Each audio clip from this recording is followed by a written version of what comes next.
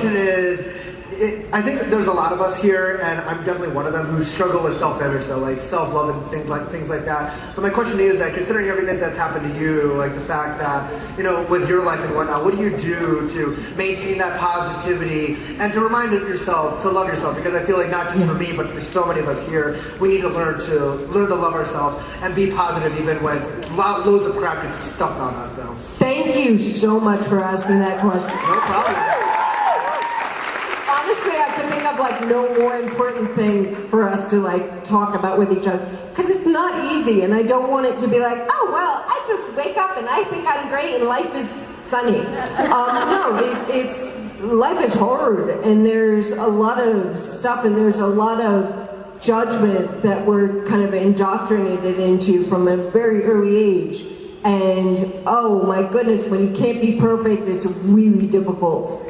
And who is perfect? Nobody. Exactly.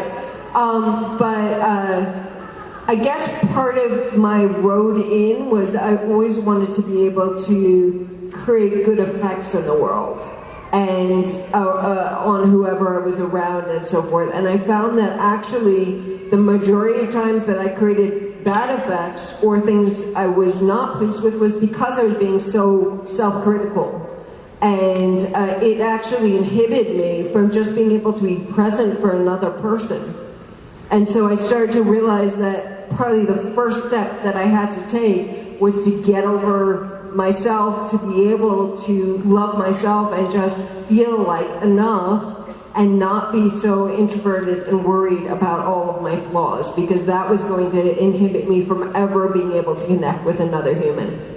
So yeah, to me, it is the starting point.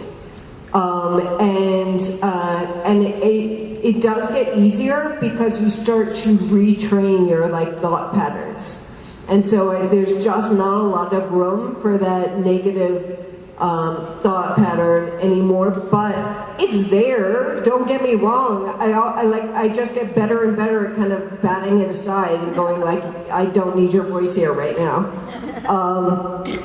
Yeah. So I think that that's super important, and I think there is no way that we can love each other the way we need to if we can't forgive ourselves for our flaws. And so again, it's just a starting point.